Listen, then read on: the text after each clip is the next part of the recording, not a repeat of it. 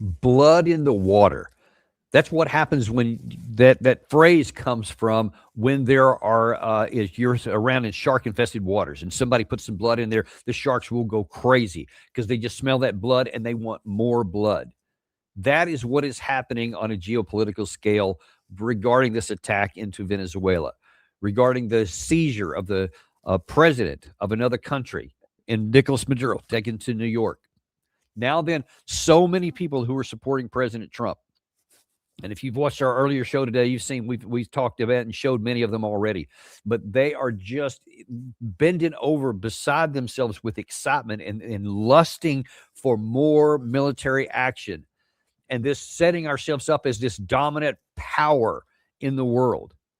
It's not enough that we've had the biggest economy, and we had, at least in the past, had been the most influential country in the world, and we had the strongest military. Now we want to demonstrate it. We want to exercise it, and we want to compel compliance with people all over the globe. And I'm not exaggerating here. We're not just talking about Venezuela. And listen to me, folks, if we don't get a handle on this quickly, we could very quickly find ourselves overextended, getting beyond our skis, as some say, and possibly even getting to the point to where we get sucked into a war we can't win. That is so important to understand here. The idea right now, and why I'm doing this show today, why I think it's very important, the idea that we are the most powerful military on the planet, which they've been saying, especially in the Trump administration, for a long time now, that gives the impression that you're incapable of loss. Trump said it himself the other day. All we do is win in my administration. We never have any failures to succeed. If you come to believe that, then you may eventually take action that causes you to get into a war where that lie is exposed, and you very much find out that there are limits to our power. However great it is, however amazing our military is, it is not impervious to failure. And if you use it poorly and foolishly, we're going to find out. Unfortunately, there's a lot of people that seem to want to help President Trump go in that bad direction. At the very top of that list is Lindsey Graham. What happened was there's one less country on the planet, pretty soon, not quite yet, that will be a safe haven for narco-terrorist drug cartels that will be aligned with Hezbollah. Better days are ahead in Venezuela. Hats off to the brave men and women of the military who did an amazing military operation. You heard it, Trey. You were with him today.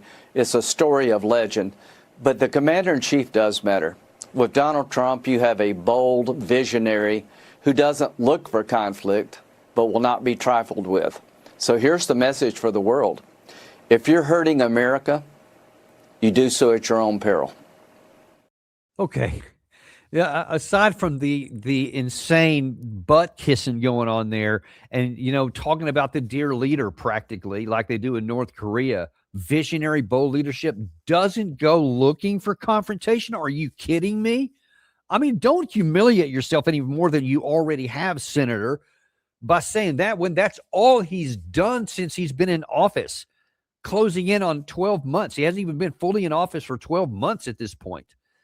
I mean, there's all over the map. We showed it a couple of days ago. I mean, you're talking about Iran, you're talking about Iraq, you're talking about Syria, you're talking about the Houthis, you're talking about Nigeria, you're talking about now Venezuela, you're threatening Greenland, you're threatening Cuba, you're threatening Colombia, you're threatening Mexico. I mean, what the hell?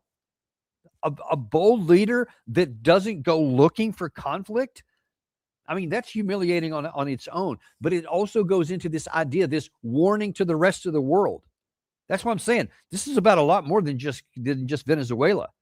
It's a warning to Cuba, to Colombia, to Mexico, to Greenland, to Denmark, and who knows who may come next. Because that's one of the things, when you get blood in the water and you get drunk on this blood and you just start this feeding frenzy, you don't stop. And I'm worried that we may be going back into Iran. I mentioned that was one of the earlier hit lists. We could be going back there again. There is some consideration that this is to seizing the Venezuela and to getting that under control and to having an access and control, physical control of their oil could be an issue, so that if we do something in Iran and they actually make good on their claim that they're going to shut down the Strait of Hormuz, which could interdict and cause a lot of problems with oil in the global market, that we want to have access to this one in addition to our own. I hope that's wrong, but you can't dismiss that. And that's something that I worry about. And when people keep saying, like Lindsey Graham does here, that yes, he's just bold and the rest of the world better start paying attention, that implies to me that you think that there's more targets on the list than you're going to go after. Lindsey Graham wasn't finished there. He also added this.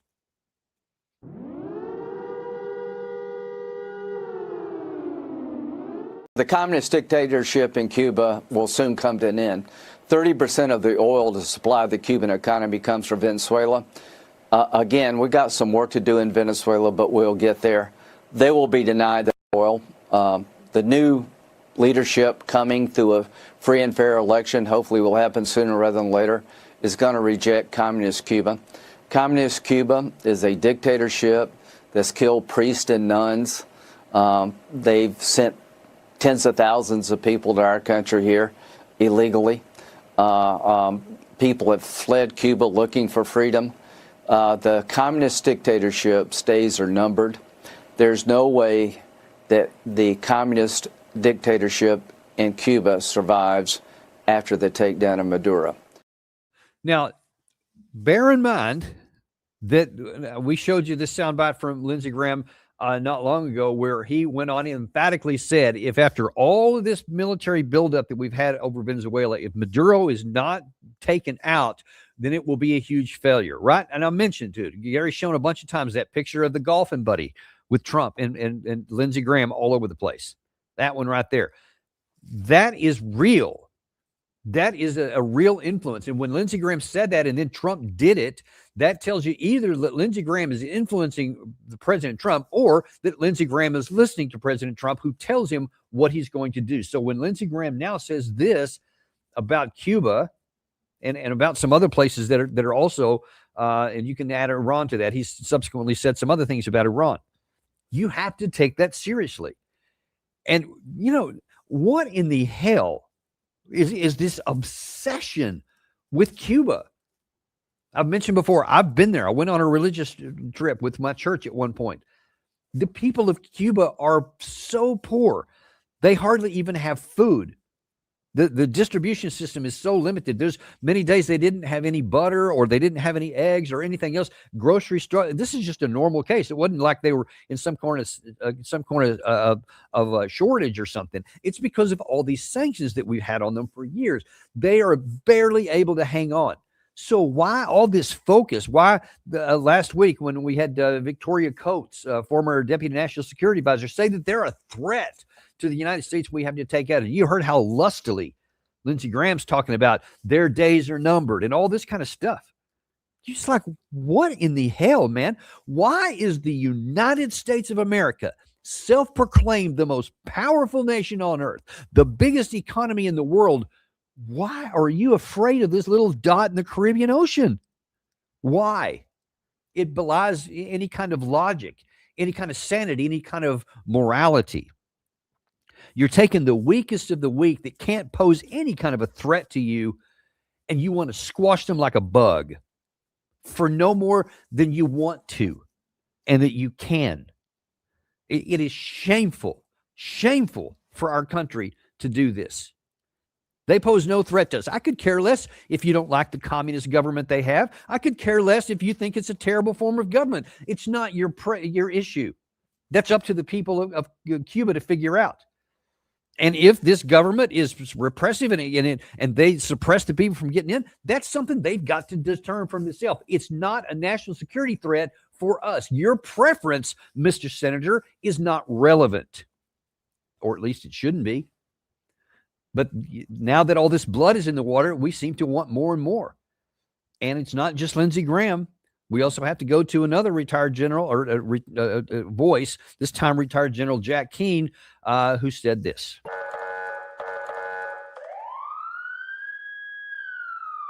Remains to be seen whether she is going to bend to our will or not. If she doesn't bend to her will, then I think we're going to have to force the situation. We have enormous leverage given the success of the operation. When you say force the situation, you mean force elections? Force her, threaten her, and remove her if necessary. Yeah.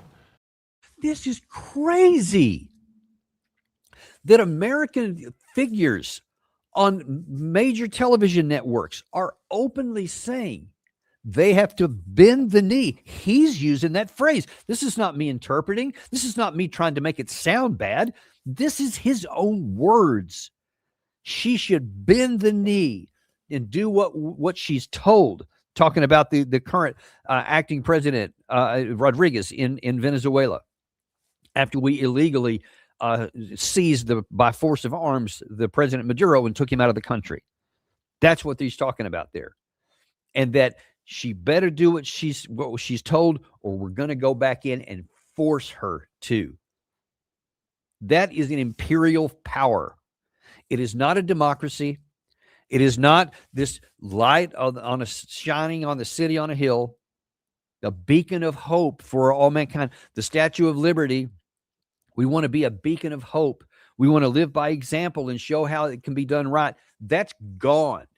That's burned up. It is a shame to me. It breaks my heart that the country I fought for and that the Constitution that I swore an oath of allegiance to, which is to benefit the people of the United States to live free and fair and at peace with our neighbors to the extent that we can. So long as it's up to us, we should live at peace with all men. But no, not anymore. Now then, there is no Constitution. We've just shredded that. We no longer follow that. We don't. The War Powers Act, the law of our nation, based on the Constitution, no longer takes in any effect. It is no constraint. The balance of powers in the Constitution between that only the Congress can either declare or authorize war is no longer in effect. We have an imperial presidency now. He can do what he wants, and he himself is a victim of the blood and the water mentality. That's what's going on here. It is dangerous. It is dangerous for our country. And unfortunately, it's not just Senator Lindsey Graham. It's not just his former Army general here, Jack Keane. It's also another senator, Tom Cotton. And listen to how he describes the outcome he wants to see in Venezuela. When the president said the United States is going to be running Venezuela, it means that the new leaders of Venezuela need to meet our demands. Our demands are now what they were before yesterday, that we want them to stop the drug trafficking, we want them to stop the weapons trafficking, we want them to expel the Cubans and the Iranians and the Islamic radicals, and we want them to return to the civilized world and be a good neighbor that contributes to stability, order, and prosperity in our own backyard. You want them to return to being in the land of civilization. All they have to do is everything they're told. Folks, if you're a Republican, if you're a MAGA, if you're a big supporter of President Trump, I plead with you. I beg of you. The oath should be to the Constitution, to the flag of the United States, not any one man. And when that one man has shredded the Constitution and has now taken us from being a democracy to being an autocracy, to where there are no limits of power on the chief executive, where he has now total unconstrained ability to use lethal force and is bragging about it and is now putting others in the crosshair, as we're going to see in just a second. This is a dangerous thing. We are not a democracy anymore. We're not. And you even hear it in the statements of Lindsey Graham and Tom Cotton. They are lustily saying, you need to bend the knee to us. We'll force you by force of arms. There is no international law that keeps us from doing anything that we want to. And then now Tom Cotton here and says, you can be fine as long as you obey everything that we tell you. And that's going to go for other countries in the region as well. And we'll destroy any country, even this little Cuba out there that poses no threat to anyone. We're going to destroy them. We won't allow them to live in peace. We won't allow them to be deciding how they want to have their country, how they want to govern themselves. We're not going to allow that. We will destroy them. And of course, I could show you comments from the Secretary of State or the Viceroy, maybe the better title to give him now, of Venezuela, Marco Rubio, who is he's just got a thing out to destroy Cuba. Doesn't matter. I don't care what his past is. I don't care how awful they were to his family. That by itself is a tragedy, like it was to hundreds of thousands of people, many of whom were killed by the communist regime in Cuba. It's terrible. It was a tragedy for every family. That does not give you the authority and the power to go and destroy the country because you don't like it. That's not how what used to be international law is. That's not used to be how democracy worked, but now it is. And if you think that we're done here, then you're not paying attention. This could get a lot worse. That's why I keep going back to this analogy here, blood in the water. Trump thinks he's successful at everything. He thinks that he was asked in that press conference he did on January 3rd, after this all happened. And they said, I don't remember the exact question, but it was something about, are you worried you might be overextending or said? And he said, I remember he was asked about this regime change. Our regime change hadn't exactly worked out great in our history. And he says, not my history. Everything I've done has worked. We only have successes. We don't have any failures. That arrogance is exactly the kind of thing that sets up for disaster. Because if you believe that, if you believe everything I do, I've got the Midas touch. If I touch it, it turns to gold. By definition, anything I do is right and succeeds. And then you see here, this amazing tactical success here, that feeds the arrogance and feeds this belief that we can do anything. Let me just point out something here. As I've said on a number of television networks and on this show here, the military operation itself, from a tactical point of view, divorced from the legality or the morality of it, was almost flawless. It was spectacularly successful. But too many people are looking at this military victory and saying this proves how great we are. This validates what Trump has been saying all along, that we are the most amazing military on the planet. No other country could have pulled this off, etc. Having the entire United States Armed Forces with 150 combat aircraft and all the ships in the sea, the aircraft carrying all that, the Marines, the Delta Force, all the people that were involved in this, to get one guy, and it about an hour and a half operation. That's a lot of resources to grab one guy. That is not war fighting, my friend. And the things that go into fighting wars are radically different than that. Those skill sets are impressive as far as it goes in that operation here. But when you're talking about potentially fighting a war, even if Venezuela should finally stand up on its feet and say, I don't care how big you are, we're going to fight a war with you. If they actually start to engage with us, and Trump's threats about they better bend the knee, or they're going to find out we can bring more firepower, we may find out that we don't have that kind of firepower to bring. And if we tried to get into a war, we could get bogged into something really long.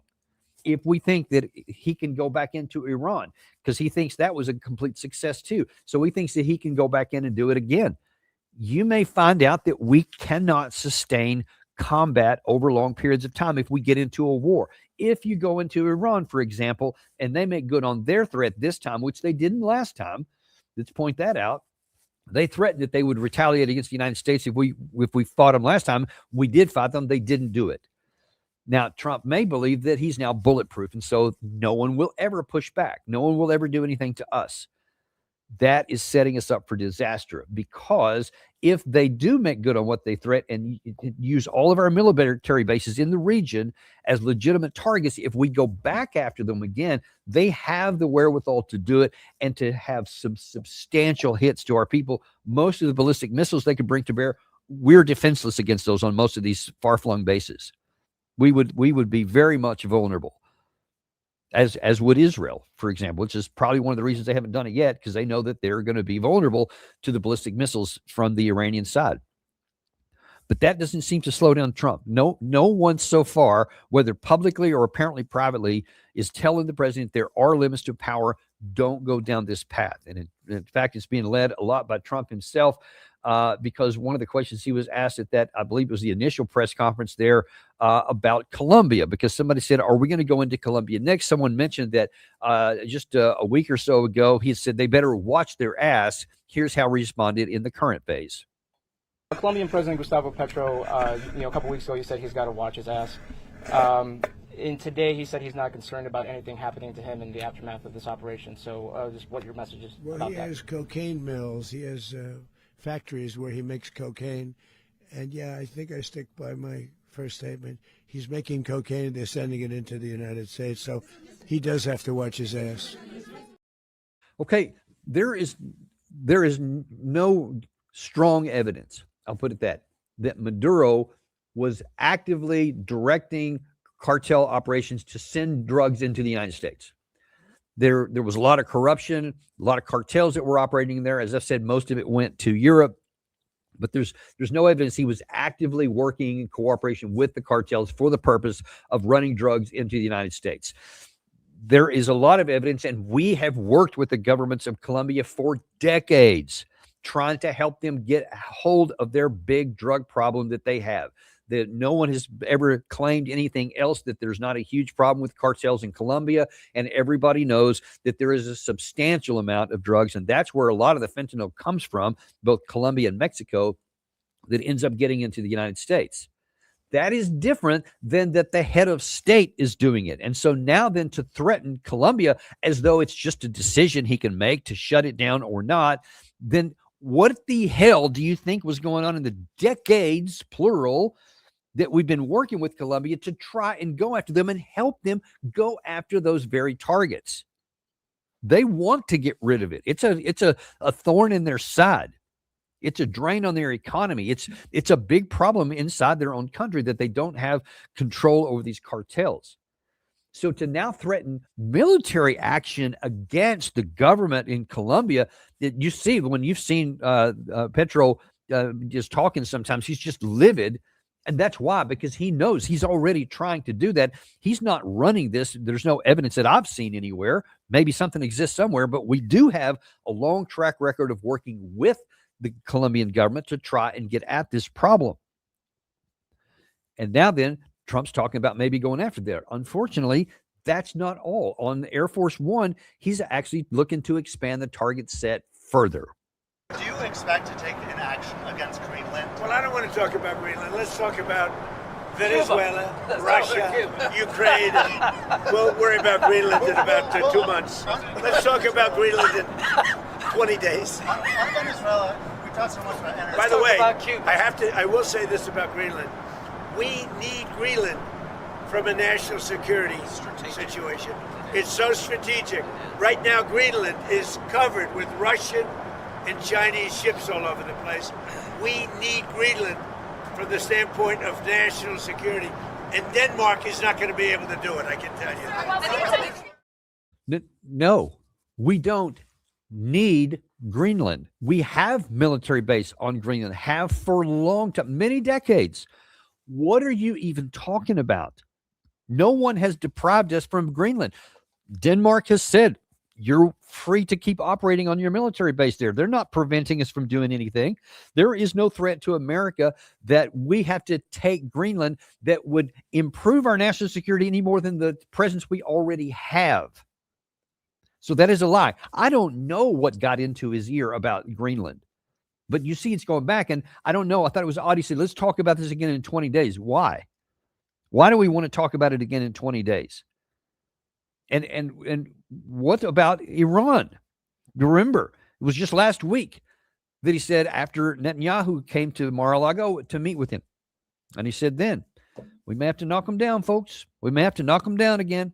If they try to restart some things, or we think that they're going to do something, or they're doing something with ballistic missiles, we may have to go back in again.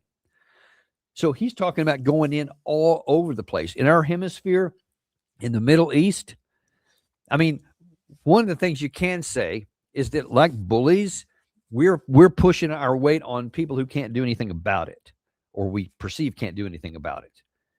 Iran is very weak militarily. They've always been. They've never actually been a threat to us. There's no reason we needed to do any of these things, and they have proven it decade after decade, because They may try to do some little things here and there on the side, but they don't want to do anything big because they know that our power is much bigger than theirs. So they have bent over backwards to try and avoid conflict with the United States. But we keep saying that they're a threat, and we keep doing things. We assassinated their general. We've supported Israel, and they've assassinated many of their leaders, their scientists, etc. And of course, then you had all these conflicts that went back and forth in 2024. We joined with Israel in 2024, and then Trump himself in 2025 directly attacked Iran, etc.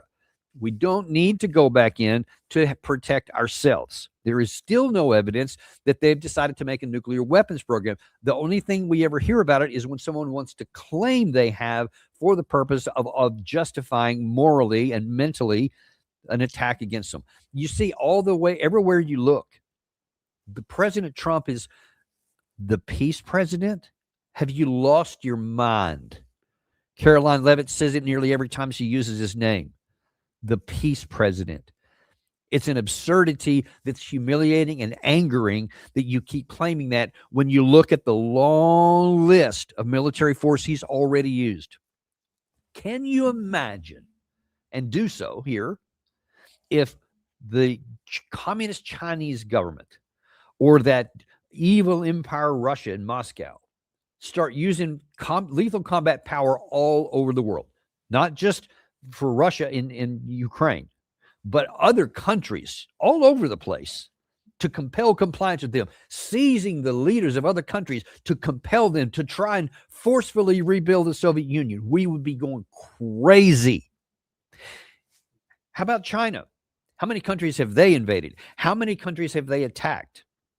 Other than a couple of border disputes, I think with India that they've had, there's been some in the past with Vietnam, very short skirmishes, and that's it. They don't go any further. They don't take anything else, and there hasn't been anything else in a long time. I think there was some clashes with India on a couple of the disputed border locations not long ago.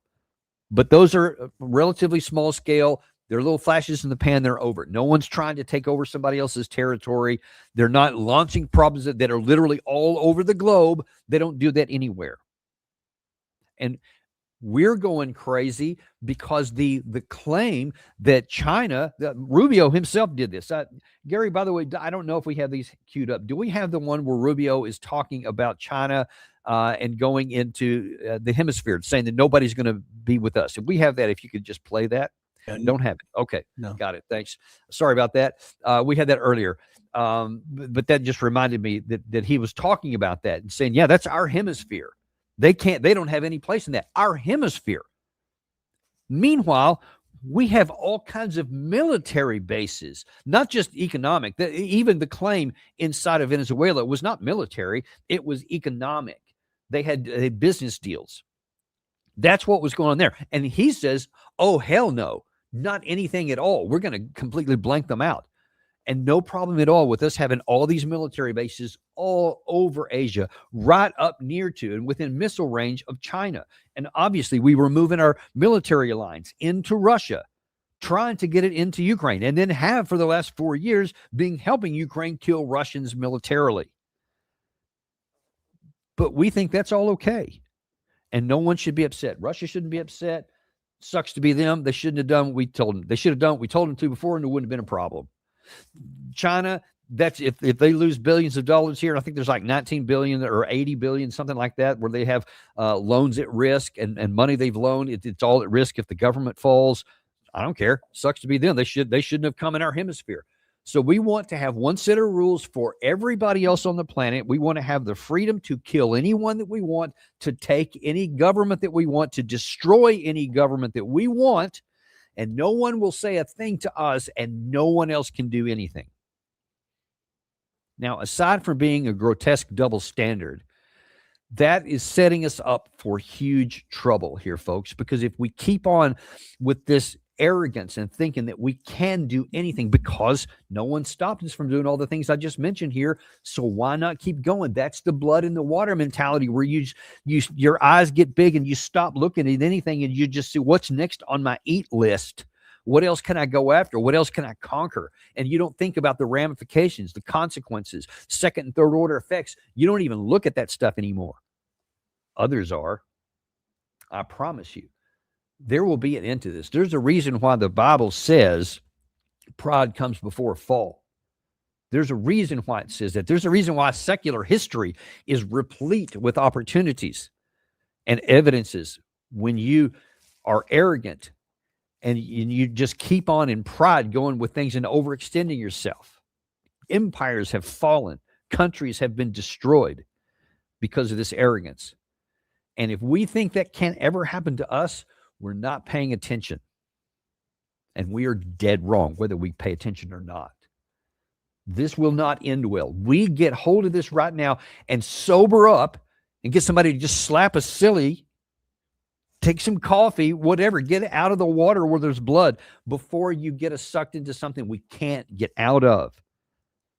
Marjorie Taylor Greene was asked yesterday on TV, how is all of this America first? And she obviously said it's not. It's not what we voted for. But President Trump and all of his followers say, oh, yeah, it's definitely America first, because you fill in the blank, just make stuff up. Because America first means I do whatever I want without any constraints, and it doesn't matter to me what anybody else thinks. I'm going to make all my rich buddies richer, and I'm not even going to worry about you guys, and I'll just give you some platitudes, but I'm not going to do anything for you.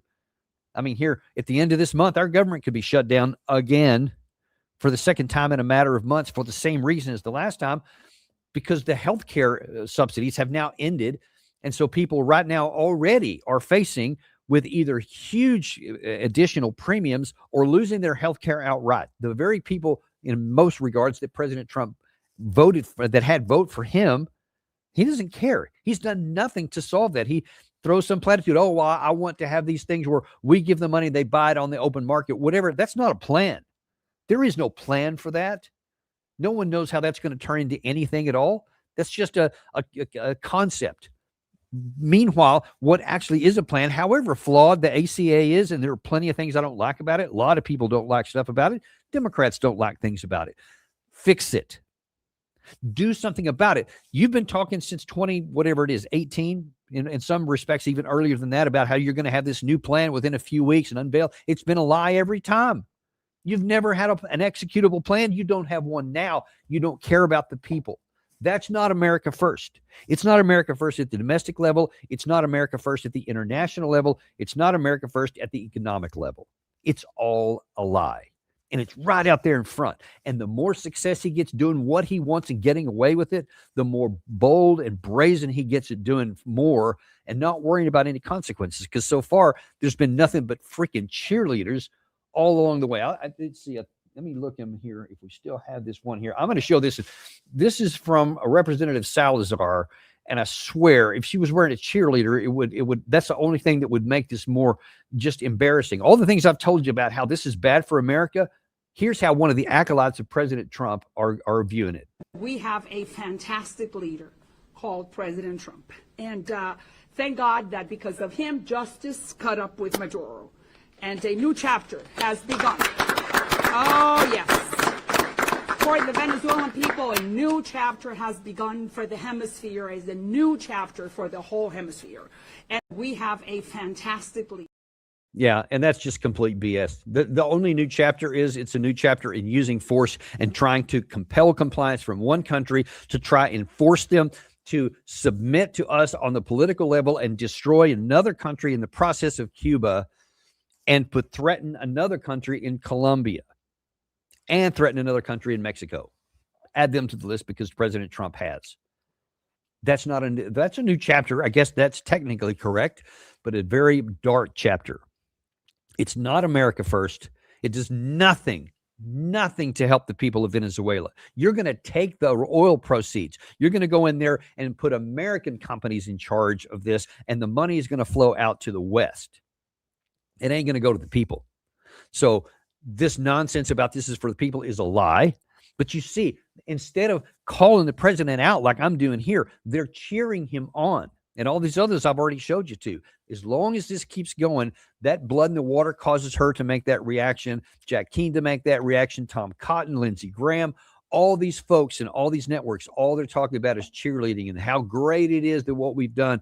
No thought to what may come next, and no thought to what this looks like to the rest of the world. This is bad for America. I'm just telling you right now. We need to get sobered up really quick, and we need to get some people to start standing up for what's right while we still have time. Because if we keep going down the path we're going on to, folks, we're going to eventually get sucked into a war we can't win. And it's going to be body bags that start coming back and failure left and right and an economic collapse. That's where this would go if it goes far enough.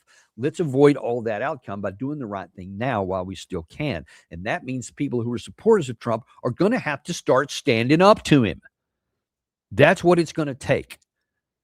Use your own voice here. We're doing what we can, Gary and I, here on this channel, of putting the truth out there. We are unintimidated and uncompromised, even when it's not popular, because it's real, it's true, and we're warning of the dangers. Do the same thing with you, whatever it is. When you see all these, X posts or Instagram or Facebook posts, whatever, where people are saying this kind of stuff, tag this show onto it. Say, here's the truth.